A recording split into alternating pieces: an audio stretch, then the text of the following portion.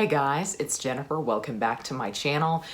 Today I'm coming to you with something a little bit different, something probably a little bit odd, and it's in honor of the fact that the television show Lost aired its series finale 10 years ago tomorrow, I think. I believe it was May 23rd. But if you don't know anything about Lost, I don't really know how you've escaped it, but Lost was a show that aired from 2004 to 2010, and it was a large part of, I guess, my teenage years, and I would say it's the show that got me into watching television. It's a weird show. I think that's the large majority of its reputation now, is just that it was very strange. It's famous for the fact that it had a lot of weird mysteries, and it's also now fairly famous for the fact that its series finale was incredibly disappointing to a wide variety of people, and it was to me at the time, but as I've sat on it over the years, I actually really like the series finale. I respect it because that's the thing about Lost. I think people believed everything was about the mysteries and everything was about getting things solved or learning what the island was. But in fact, it really was all about the characters and where their journeys were taking them. So Lost started out fairly benign. Essentially, what the impetus for the show was that a plane crashed on a supposed deserted island somewhere in the Pacific, and the plane was very far off course. So they knew no one was likely looking for them or looking for them in the right place. There are strange noises and strange happenings going on in the jungle on the island. A polar bear is spotted, and other people do happen to live there. And things spiraled pretty rapidly out of control. There was a lot of weird things going on. There was a lot of mystery as to who the people living on the island were. Eventually, time travel was involved. There was always this wonder whether or not they would ever actually get off of the island. And of course, as you can imagine, or if you remember anything about Lost, you probably remember this attitude, which is that when they crashed on the island, they died. And so essentially the entire show was them coming to terms with death. And the island was itself kind of a purgatory because there was so many links between the passengers aboard the plane that happened prior to them getting on board that they only discovered once they were on the island. No, they weren't dead the whole time. I'm here to tell you that. They were not dead the whole time. But anyways, that's a discussion for another day. Lost was an incredibly detail-oriented show, and I think it spoiled most of us for other television watching because we thought some extraneous details were important that were never meant to be. But in the case of Lost, you really did feel like everything they put on screen was of major importance. And in a lot of cases, it was. At least it was a nod towards something going on in the show. And I don't know how much enjoyment you would get out of watching Lost now, binging it, because a lot of the fun was in fact watching it week to week and then getting on online internet message boards and trying to find out what the clues were, find out what was said in the episode, rewatching the episode multiple times to see if you picked up on anything. And that was a large part of the fun of it. It really became, you know, kind of a community thing among viewers. And I think that's what led to a lot of disappointment in the ending, was that a lot of these mysteries, a lot of these clues we picked up on for the past 6 years really were extraneous and were meaningless against how the show ended. And so it lent a lot of resentment towards the showrunners. But certainly while the show was on, we did feel like everything had some importance. And books were a huge part of this. There are people who have written down every single book that was ever shown on Lost. There would be shelves behind them in certain locations. There are people who would pause the show and write down the title of every book on the shelf. There was an instance in, I believe, the second season where Locke, who is a bald man, if you've watched the show, you know who Locke is. I don't like him. He's a lot of people's absolute favorite character, but he tries to alphabetize a list of books on a shelf, and that was a big moment in the early kind of show mythology, writing down all of the titles, wondering if these books are a clue to the overall plot. And a lot of them were, but while the show was going on, and even still now, it's been on my bucket list to read every book that they ever showed on Lost. I'm nowhere even near halfway there, are, and I've tried to kind of limit my list to books I saw the characters reading or were directly linked to the plot lines. And so on the show, there was an incredibly big book nerd character, probably one of the most famous characters from Lost, who was named Sawyer. And of course, we all loved him because he was good looking, but we also all really loved him because he was a con man. He would always tell you, I'm a bad person, I'm a bad guy. But in reality, he really was a hero. But he was a book nerd. He read a lot on this show. He was constantly seen reading on the beach, different titles. And so most of those that I have read, I read because I saw him pick them up. So today I thought I would go over some of the ones that I've read, as well as some of the ones that are still on my list. Lost is my favorite television show of all time. It is weird. I think now it is probably a much harder sell than it was at the time, because I do think the week to week trying to figure things out, I think that is what made Lost a craze and made it really popular. And for people who stuck it out to the end, it was a joy all the way through. But so much of that, I think, has been lost with the advent of binging, and I really don't think that there will be another show like Lost or another experience like that where we all week to week try to figure out what's going on. I do think the final couple of seasons of Game of Thrones almost got there when they moved away from the books and we were all wondering how things would wrap up, but it was never to the degree that things happened on Lost. A lot of really odd, strange things that were hard to believe happened on Lost, and I understand that it's not for everybody. It really is not, but it really truly worked for me. So these are some of the books that I've read or that are still on my list. This doesn't even begin to touch the amount of books that were shown on Lost. I can guarantee you, I will link to down below the Lostpedia page of all of the books that were on Lost. You will be shocked, but it's a pretty good bucket list of books. Probably my favorite Lost reading experience is Watership Down by Richard Adams. This was shown, I believe, very early on in season 1. Sawyer was reading it, and it's a book about bunnies. It's not as innocuous as it sounds, but essentially these rabbits have heard a prophecy that doom is coming. Something really dangerous is coming to their way of life. And so they have to set out on a journey to find a new warren and a new home. And things really ensue. I think a lot of people over the years have mistakenly picked this up believing it to be a children's book. It is not. Watership Down is incredibly dark. And there are a lot of parallels between it and the television show Lost. Sawyer read it multiple times. The season 1 instance is not the only time he was seen reading Watership Down, and bunnies themselves showed up multiple times on Lost in very different roles. I think it hits a lot of the same beats as Lost, and I think it's a book that they have actually confirmed was a bit of an influence on them in how they created the dynamics between the characters. Watership Down is really, truly my favorite experience of reading a book I saw on Lost. I love Watership Down. It is one of my favorite books to this day. It's also, I think, a hard one to tell you to pick up because it can get dark, but it's also in its own way a very weird read. But this is one that I do highly recommend. Of course, with Lost, we have to talk about Alice in Wonderland, Through the Looking Glass. This is mentioned multiple times. Through the Looking Glass is the name of maybe the most famous Lost episode of all time. That might be disputed, but it's the season 3 finale with Charlie and not Penny's boat. That's the kind of emotional heart of Lost for a lot of people.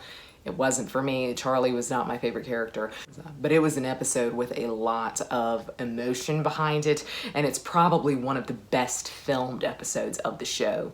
I have never liked Alice in Wonderland Through the Looking Glass. That just has never vibed with me, and it's really odd to me because I do think that Alice seems like something I should really like, and that there are a lot of elements to it that are my kind of weird, but I have just never liked it. I have never liked an adaptation of Alice, but plenty of people have, so don't take my opinion as fact. I think I'm the odd one out here. Other world books were very popular to be shown or talked about on Lost. Narnia was a big one. C.S. Lewis in general was shown multiple times throughout the show because Lost has a very spiritual bent in some places, especially because there was always this juxtaposition between Jack, the main character, and Locke, another survivor or passenger of the plane. And it was about being a man of science versus a man of faith.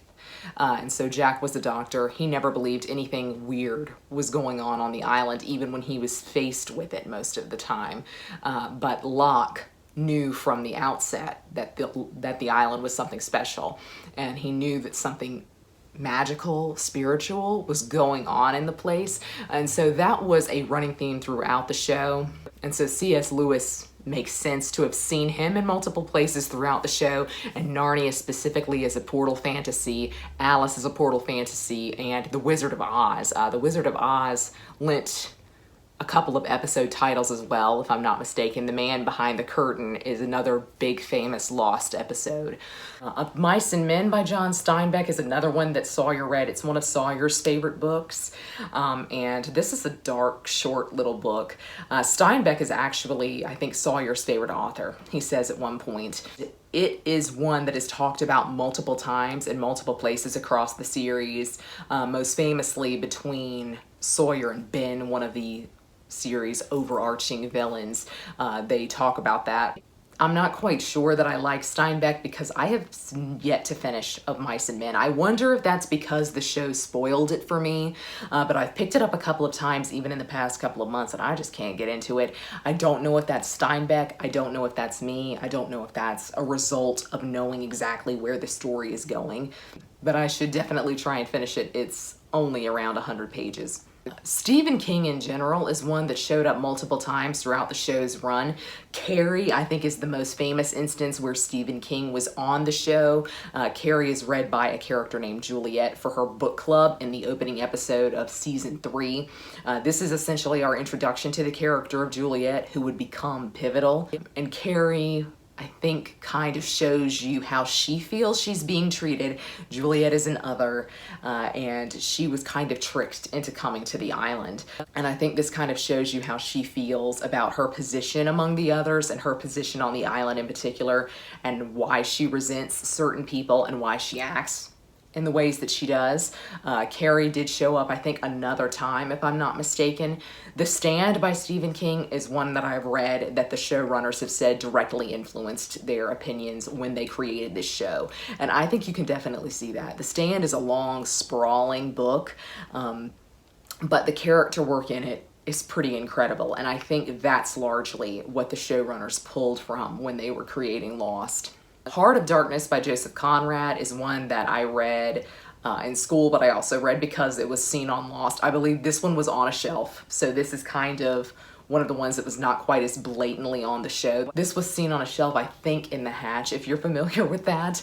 But Heart of Darkness by Joseph Conrad maybe doesn't feel like it directly links to a show about a deserted island, but it does. It does in so many ways, because Heart of Darkness deals pretty directly with colonialism and racism, which might be themes that you think Lost never approached.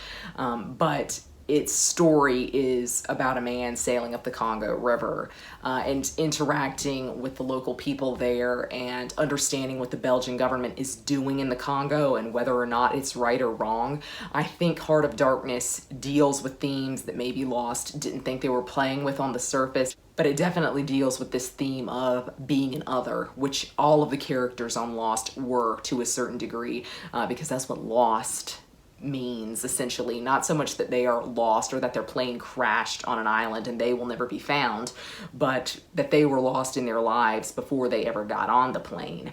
And so coming to the island has helped them realize their destiny and realize what they were meant to do in their lives. I love Heart of Darkness. Heart of Darkness is rated 5 stars for me. I recognize, though, I'm also in a minority opinion here. There are a lot of people who hate Heart of Darkness and hate the way that it deals with themes, but I think that it's a very thought-provoking book. I recommend that you try it. I understand, though, it is really a book that is not for everyone. There are two big sci-fi classics that I think everybody links with Lost. One of those is Catch-22 by Joseph Heller. I didn't much care for this. I read this probably right around when the show ended, and I was 17, so I have to think to myself that maybe I was not in the right mind space for it yet. But Catch-22 is also the name of an episode, and the reason that it is linked with Lost so strictly is that it was written in a non-linear style, and so you were never quite sure when things were happening, and there were many flashbacks in it. Flashbacks were the backbone of Lost's early seasons. And then, of course, Lost went into flash forwards, flash sideways. Catch-22 deals with that pretty directly, and it makes it a confusing read, I think. And I think I would be in a better mindset now to read it than I was at the time. Slaughterhouse 5 is the other, and I really liked Slaughterhouse 5.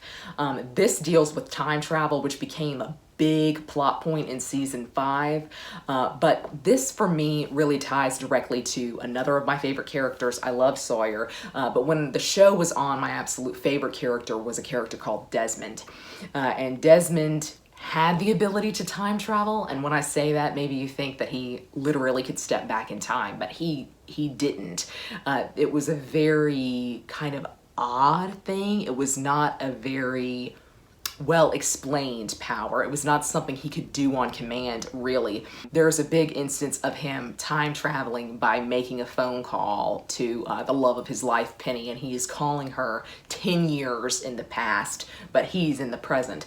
So like I said, a lot of weird stuff happened on Lost. I like Slaughterhouse 5. This is essentially about a man who becomes unstuck in time, and there are a lot of parallels between this character and Desmond. Desmond is even referred to as being unstuck in time. He's referred to by this character's nickname, if I'm not mistaken. So it's a really direct comparison, just like Catch-22 was. These books are very much intertwined with Lost, and I think were always intended by the showrunners to be talked about alongside the show. I like Slaughterhouse 5. I might very well like Catch-22 if I were to revisit it now, but those are the two big sci-fi classics that everybody talks about alongside Lost. Our Mutual Friend by Charles Dickens is one that is still on my to-read, and Our Mutual Friend showed up in multiple different places, again with Desmond. It's the name of Desmond and Penny's boat, and Desmond carried around a copy of Our Mutual Friend for a long time, and Penny wrote him kind of this love letter, or like a letter of acceptance of the things that he's done, and stuck it in the book thinking that he would read it. Dickens is one that shows up multiple times throughout the series. A Tale of Two Cities is the name of an episode, and I can see how that relates because there's a big love triangle in A Tale of Two Cities. There's a big love triangle in Lost. A Christmas Carol is always linked to kind of this ghost of Christmas past, Christmas present, Christmas future, because time was very much a confusing construct in Lost, and you never quite knew when you were, especially in season 5. I'm really looking forward to Our Mutual Friend. I don't think it will be as blatantly connected to Lost as something like Slaughterhouse 5 was, but I think it will be kind of directly connected to Desmond and Penny's love story, which is easily one of the most romantic things that I have ever seen to this day. I think the first time I ever cried at Lost was when they got reunited for a time, and I cried at Lost multiple times in the last couple of years, but I cried for happy reasons. It's the first time a show ever touched me for a happy reason, was between Desmond and Penny. The Odyssey is another one that was shown. I don't care for the Odyssey nearly as much as I do the Iliad, but the Odyssey makes a lot of sense when you consider Lost. They really were lost. They were on a deserted island and kept there for a long time, a bit like Odysseus was on Circe's island. But I think the Odyssey also greatly parallels Desmond and Penny. I could go on and on about Desmond and Penny, but Desmond was constantly trying to find his way back to Penny, and of course Penny's name is Penelope. Odysseus's wife is named Penelope. I think this is more theme-based, connected with Lost again, because it's essentially about a man being lost and a man trying to make his journey back home, which is a lot of what Desmond was trying to do throughout the show's run. And it's largely what every other character was trying to do. They were trying to get back home, trying to get back to the real world. Another one that is on my short list that I would like to read this year that showed up on Lost quite a bit was The Brothers Karamazov by Fyodor Dostoevsky. The Brothers Karamazov was given to the character called Ben, one of the overarching series villains. When he was captured by the Losties for a little while, John Locke gave it to him and said, that'll keep you occupied for a while. But there are some themes that I think are present in the Brothers Karamazov from what I understand, because I haven't read it yet, but I think there are some themes present there that were certainly very much in Lost, because there was a lot about fatherly relationships in Lost. Locke and his father, Sawyer and Locke's father, weirdly enough, Jack and his father is perhaps the biggest one. I'm not saying there was patricide in it. In some cases, maybe there was, but I think this kind of very complicated relationship between a father and a son was really at the forefront of a lot of Lost's relationships and a lot of Lost's characters in a really interesting way. Like I said, I have barely tapped the surface here.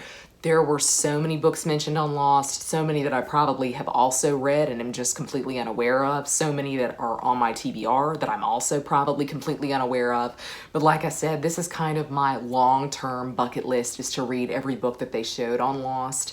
If you were somebody who watched Lost, please tell me your opinions about it down below, how you feel about it being 10 years since it went off the air. For me, Lost is still my favorite television show. It captures so much about what I love about storytelling. The characters are so rich. The mysteries were wonderful, even if they were never solved. And for me, the show really captures the human experience, and it does it through such a wide variety of characters that there is definitely someone on the show that you can identify with. It is really, really brilliantly written. I think it's gotten a bad rap over the years for how it wrapped up. I was even disappointed in that and disappointed in the last season. In fact, I've rewatched every season but the last season. But for me, this is one where definitely the journey was far more important than the destination. Lost is available on streaming. I highly recommend you try it. Again, it won't be for everybody. It is a very odd show, but if it grips you, you're probably in it for the long haul. And if you've read any of these, please let me know. If you were a fan of Lost, also tell me about that down below. But that's going to be all for me today. I hope you're all having a great week. Happy reading. Goodbye.